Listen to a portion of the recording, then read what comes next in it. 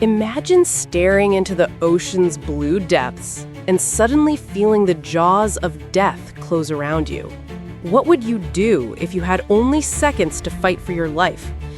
This isn't just another story. This is the unbelievable survival of a man who was pulled under by a shark and came back to tell it. But here's the shocking part. He didn't walk away unchanged. He lost something that would change him forever. Was it his strength, his freedom, or something even deeper? By the end of this video, you'll know exactly what happened to him, and I promise you won't see it coming. So stick with me, drop a like right now, and hit that subscribe button because this story will keep you on the edge of your seat. Ready? Let's dive into the moment that turned an ordinary day at sea into a fight against one of nature's deadliest predators.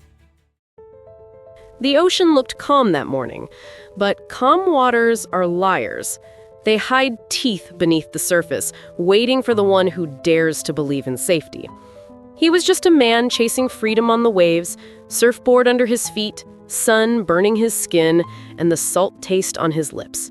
To the world, he seemed fearless, but inside, he carried battles no one could see.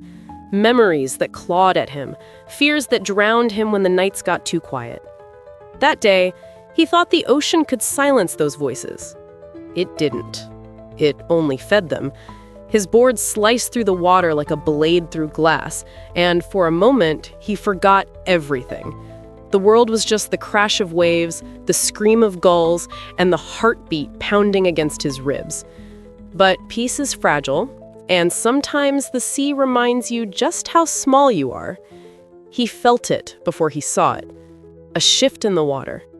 A shadow beneath the board. Muscles tensed, breath froze. Instinct whispered, "Run!" But where do you run when the floor is water and the walls are endless blue? He pushed the thought away, forcing himself to breathe, selling himself the lie that it was nothing, just a trick of the light. But lies don't last long when you're standing over the mouth of death. He grew up believing he could fight his way out of anything. He was wrong. That morning, the ocean was about to prove it. He wasn't ready for what was coming. No one ever is. But destiny doesn't care about readiness. It strikes in silence, in the space between heartbeats, in the calm before the scream. And as the waves carried him higher into that fragile illusion of safety, the ocean prepared to tear it all away. This was the last sunrise he would ever see as the same man. The moment before the monster rose from the deep. The moment before his blood touched salt water for the first time. The moment that would divide his life into before and after. The first scream wasn't his. It came from the seagulls scattering above him, a violent flutter of wings like they knew what was coming before he did. Then, the ocean split open beneath him. A blur of motion, an explosion of water, and the board vanished from under his feet. He hit the surface hard, cold, heavy, silent for a single heartbeat. Then pain, a deep, tearing pain that felt more like electricity than flesh. He didn't see the shark at first. He felt it, a force that pulled him downward, spinning him through a storm of bubbles and red. The ocean went from blue to black in seconds. His lungs screamed for air, but all he tasted was salt and blood. The world slowed down in that strange way death always does. Every heartbeat sounded like thunder. Every thought was a flash of memory. His mother's laugh, the smell of wet asphalt after rain, the girl he never told he loved.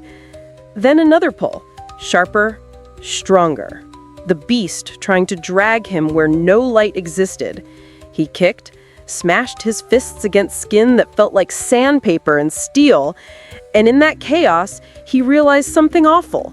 The shark wasn't just attacking, it was testing him, feeling him, deciding which piece to take first. The water shook with its power. His vision blurred. He thought of letting go. Sometimes surrender feels easier than pain. But something inside him refused. A flicker, a raw scream of survival that came from somewhere deeper than logic. He jammed his hand into the shark's eye. Once, twice. A desperate move taught by instinct, not reason. The beast flinched just enough for him to break free, its tail slicing his leg open as he kicked upward. 10 seconds of darkness. 10 seconds of silence. Then the surface exploded around him again. He gasped. Half of him above water, half of him gone. Blood poured out of him in ribbons of red, and the ocean began to change color around him. The waves no longer felt like waves. They felt like hands pulling him back down. The shark circled once more, close enough for him to feel the water shift with its hunger. And that's when he realized he had lost more than flesh. His right arm was gone. From the shoulder down, nothing but absence. His scream didn't sound human. It sounded like the ocean itself crying out. And as the horizon blurred into white light, he knew that if he blacked out now, he'd never open his eyes again. So he did the only thing left. He fought not the shark, but the darkness itself. He swam with one arm, each stroke a prayer, every heartbeat a countdown to whether the sea would let him live or take the rest of him too. He didn't know if he was sinking or floating. The ocean had swallowed the world and left only silence. No sound, no pain, no air. Just an endless blur of blue and black that felt more like memory than water. He tried to breathe, but there was nothing to breathe in. He should have been dead. And maybe he was. But death wasn't what he expected. It wasn't cold or cruel. It was calm, soft, welcoming. He opened his eyes, or thought he did, and saw light far above him, like a hole in the sky. It called to him, but he couldn't move. His body didn't belong to him anymore. He saw fragments of his life breaking apart, like glass shards in the current.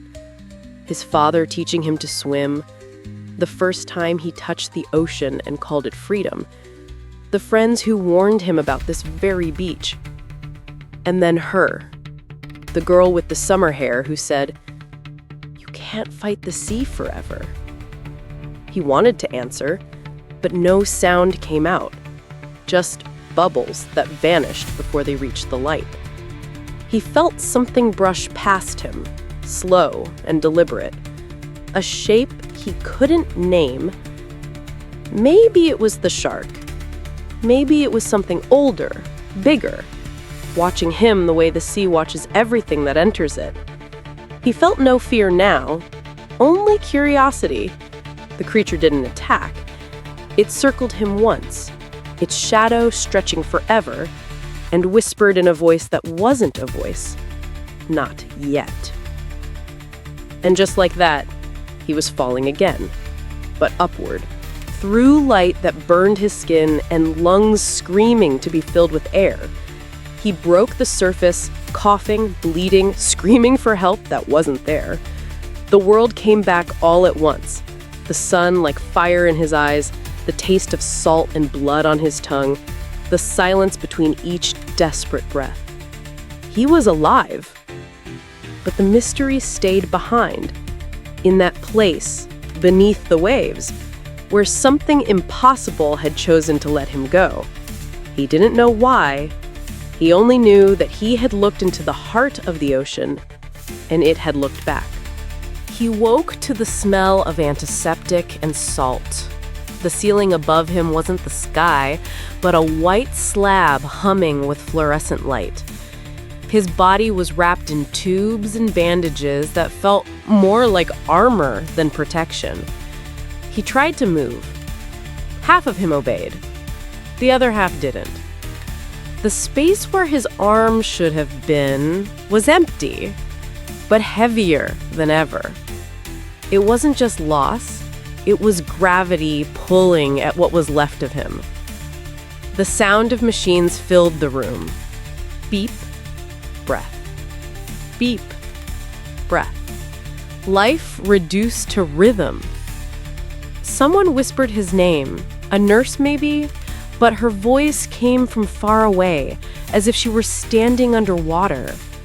He wanted to ask if the shark was dead, but the question that came out was simpler. Why am I alive? No one answered. Hours passed, or maybe days, he couldn't tell. Time had stopped caring about him. He stared at the wall and realized he could still hear the ocean in his head. A low pulse, constant, alive, like it had marked him. He remembered the voice in the deep, the one that said, "Not yet." It haunted him, not in fear, but in wonder. What did it mean? Why him? Survivors often talk about second chances, but this didn't feel like mercy. It felt like debt. Every moment after death is borrowed time, and he could feel the weight of every borrowed second pressing down on him. But when he closed his eyes, he saw something else. Not the shark, not the blood, but the light. That impossible light that pulled him back. He began to believe that maybe survival wasn't luck. Maybe it was a command, a reason he hadn't found yet. As he stared at his reflection in the dark window, he didn't recognize the man looking back. He wasn't just someone who lived through a shark attack. He was someone reborn in the mouth of death. And as the night swallowed the hospital lights, he whispered to himself, "This isn't over." If this story already makes your heart race, drop a like and hit subscribe, because what comes next will make you question what survival really means. The world expected him to be grateful. They called him lucky, called him brave, called him a miracle. But every word felt like a blade turned inward, because luck didn't feel like this. It didn't feel like waking up in the middle of the night screaming because he could still feel teeth closing on his skin. It didn't feel like hearing the hum of hospital machines long after he'd left them behind. It didn't feel like dragging the ghost of an arm through the air and waiting for a hand that would never touch anything again. He told people he was fine, but fine was a lie. Fine was the mask he wore so they wouldn't see the storm underneath. The nightmares came first. Then the silence. He stopped going near the water, stopped answering calls, stopped looking in mirrors because sometimes he swore he could see the ocean behind his eyes. A doctor called it trauma. He called it haunting. Some days, he felt the ocean calling to him, not with words, but with a low hum that rose from nowhere, like the tide moving through his veins. It terrified him, but it also pulled him, like gravity made of memory. He tried to fight it, tried to drown it with pills, with noise, with fake smiles, but the sea doesn't let go of what it claims. One night, when the walls felt too close and his own heartbeat sounded like waves, he walked to the shore. The moonlight hit the water like a blade, and for a moment, he thought he saw the shape again, the same shadow that circled him beneath the surface. He wanted to scream, but no sound came out. The fear returned raw and alive. He fell to his knees in the sand, clutching the stump of his arm, shaking with something that wasn't pain, but rage. Rage that he survived when so many don't. Rage that the world had moved on while he stayed trapped in that moment under the waves. The sea whispered again, soft but certain. "Come back." He stumbled backward, heart hammering, eyes wide. He didn't know if it was real or madness, but he knew this: he couldn't run from it forever. He was still drowning, only now the water was inside him. It happened when he stopped fighting. The waves didn't take him. The silence did. He sat at the edge of the water, staring into the dark horizon, waiting for something to answer him. The ocean didn't roar back. It just breathed. The same rhythm it always had, like a reminder that nothing in nature fights forever. It adapts. It endures. He realized then that he'd been at war with what saved him. angry at survival itself. He looked down at the place where his arm used to be, and for the first time, didn't feel loss. He felt proof. Proof that he'd faced death and come back carrying its mark. Not as a wound, but as a witness. The voice in the deep hadn't cursed him, it had chosen him. He stood slowly, feeling the tide wrap around his legs like a pulse, steady, alive, forgiving. And in that moment, he understood. The sea hadn't taken from him. It had stripped away everything that wasn't real. The illusions, the noise, the fear. It had left him with only truth. He could either run from it or rise with it. He chose to rise. He began to speak to other survivors, people with scars you could see and scars you couldn't. He told them what he'd learned, that pain isn't the end, it's the proof you're still here. That survival isn't about winning against the storm, it's about becoming part of it. For the first time since the attack, he smiled. A real one. Small, but honest. The ocean no longer scared him. It felt like an old friend, a brutal teacher that spoke in silence and salt. "You didn't lose your arm," he whispered to himself. "You gained your life." And somehow, he believed it. If this moment moves you, leave a like and subscribe, because the next part of his story will remind you just how much light can be born from darkness. He stood on the same beach where everything ended and began. The air was colder now, or maybe he just felt it more sharply against his skin. The ocean stretched before him like an old enemy, silent, unforgiving, and endless. But this time, he wasn't here to curse it. He was here to face it. His heart pounded in his chest, steady but hard, like the ocean answering back. He took one step forward, and the sand sunk under his foot, wet and heavy, each grain whispering memory. Blood, salt, teeth. He could almost hear the scream again, the rush of water, the sound of bone meeting pressure. But he didn't stop. He walked until the waves touched the stump of his arm. And in that moment, the world went still. The ocean didn't move toward him or away from him. It waited. He took a deep breath, closed his eyes, and stepped in. The water rose around him like a pulse, wrapping his body in something cold, yet alive. He could feel the current pulling at him, testing him, inviting him back to where he'd almost died. His breath caught, but he didn't resist. Instead, he dove. He let the seas swallow him whole again. The cold hit his skin like knives, but beneath it was peace. The fear that once ruled him had burned out, leaving only acceptance. He opened his eyes underwater and saw the light above him. The same light that had saved him once before.